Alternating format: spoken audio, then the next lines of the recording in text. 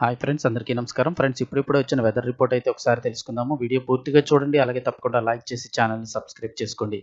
ఇప్పటికే దిత్వా తుఫాన్ అయితే దారుణ విధ్వంసం అయితే సృష్టిస్తోంది. శ్రీలంక అంతా కూడా అతలాకుతలమైపోయింది. ప్రస్తుత అధికారిక లెక్కల ప్రకారం చూస్తే గనక శ్రీలంక ప్రభుత్వం అందించిన అధికారిక లెక్కల ప్రకారం 56 మంది ఈ తుఫాను దాటికి మృతి చెందారు. ఇంకా గల్లంతైన వారి సంఖ్య కూడా ఇంకా కొద్ది రోజులు, 1-2 రోజుల తర్వాత అయితే తెలియనుంది. దిత్వా తుఫాన్ అయితే శ్రీలంకలో పెను విధ్వంసం సృష్టిస్తోంది. పదుల సంఖ్యలో ప్రాణాలు కోల్పోగా చాలా మంది గల్లంతయ్యారని చెప్తున్నారు. దిత్వా దాటికి శ్రీలంకలో ఎక్కడికక్కడ స్తంభించిపోయింది పరిస్థితి అక్కడ. దిత్వా తుఫాన్ కారణంగా శ్రీలంకలోని స్కూళ్లు, కాలేజీలు, ప్రభుత్వ ఆఫీసులు అన్ని మూసివేశారు, రైళ్లను నిలిపివేశారు. ఈ సమయంలో శ్రీలంకకు సహాయం చేసేందుకు భారత్ ఐఎన్ఎస్ విక్రాంత్ కూడా మోహరించారు. ఇక ఈ విపత్తుపై ప్రధాని మోదీ దిగ్భ్రాంతి వ్యక్తం చేశారు. ఈ 2 రోజుల్లో ఈ దిత్వా తుఫాన్ అయితే భారత్ను తాకనుంది. ప్రస్తుతం శ్రీలంక పరిస్థితి ఎలా ఉందంటే గనక దిత్వా తుఫాను ప్రభావంతో శ్రీలంక మొత్తం అతలాకుతలం అయిపోతుంది. భారీ వర్షాలు, వరదలు, కొండ చర్యలు విరిగిపడడం వల్ల ఇప్పటి వరకు 56 మంది మృతి చెందారు. తుఫాను కారణంగా శుక్రవారం నాడు దేశవ్యాప్తంగా శ్రీలంక దేశవ్యాప్తంగా కూడా ప్రభుత్వ కార్యాలయాలు, పాఠశాలలన్నిటికీ కూడా సెలవులు ప్రకటించారు. ఇక కొండ చర్యలు విరిగిపడి ఒకే చోట 25 మందికి పైగా మరణించారు. ఇది చాలా దురదృష్టకర సంఘటన. దాదాపు 600 ఇళ్లకు పైగా దెబ్బతినడం జరిగింది. 21 మంది గల్లంతయ్యారని చెప్తున్నారు. ఇక శ్రీలంకలో నదులు ప్రమాదకర స్థాయిలో ప్రవహిస్తున్నాయి. శ్రీలంక వ్యాప్తంగా కూడా రైలు సర్వీసులు మొత్తం నిలిపివేశారు. ప్రస్తుతం శ్రీలంక ఉన్న ఆపద సమయంలో భారత్ ఆపన్న హస్తం అయితే అందిస్తోంది. సహాయక చర్యల కోసం కొలంబోలో ఉన్నటువంటి ఐఎన్ఎస్ విక్రాంత్ యుద్ధ నౌక నుంచి హెలికాప్టర్లను అయితే పంపించింది. నిజానికి చూస్తే ఈ యొక్క తుఫాను ప్రభావంతో శ్రీలంక వ్యాప్తంగా కూడా గత వారం రోజులుగా అతి భారీ వర్షాలు కురుస్తున్నాయి. దీంతో దేశవ్యాప్తంగా వరదలు పోటెత్తాయి. మరోవైపు కొండ చర్యలు విరిగిపడడం వల్ల మరణించిన వారి సంఖ్య అయితే భారీగా పెరిగింది.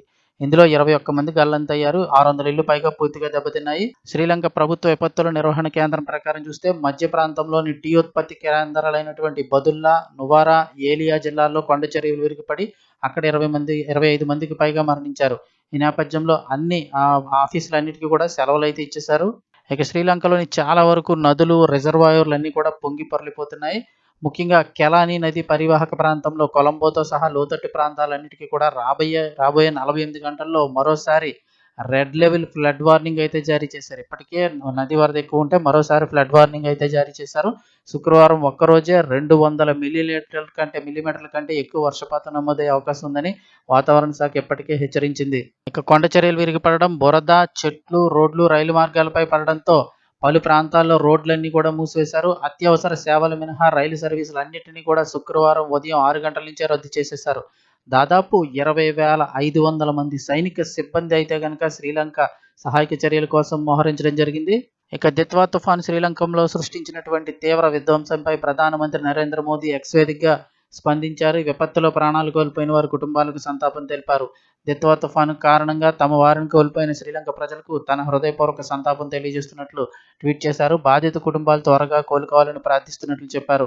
ప్రస్తుత విపత్కర పరిస్థితుల్లో మరోసారి శ్రీలంకకు భారత్ మొట్టమొదటి సహాయకారిగా నిలిచింది. దిత్వా తుఫాను బీభత్సం కారణంగా శ్రీలంక సహాయం కోరగా ప్రస్తుతం కొలంబోలో డాక్ చేసి ఉన్నటువంటి భారత నౌకాదళ యుద్ధ నౌక ఐఎన్ఎస్ విక్రాంత్ నుంచి తక్షణమే సహాయక బృందాలు అలాగే రెస్క్యూ ఆపరేషన్ల కోసం హెలికాప్టర్లను అయితే పంపించడం జరిగింది. ఈ ఆపత్కాలంలో అండగా నిలిచినందుకు భారత్కు ప్రధానమంత్రి నరేంద్ర మోదీకి, రక్షణ మంత్రి రాజ్నాథ్ సింగ్ కు కూడా శ్రీలంక ప్రభుత్వం హృదయపూర్వక ధన్యవాదాలు తెలియజేసింది. ఇక దిత్వా సైక్లోన్ ఈ నెల 30వ తారీఖునైతే గనక భారత్ తీరాన్ని తాకే అవకాశం ఉందని భారత వాతావరణ శాఖ ఇప్పటికే అంచనా వేసింది.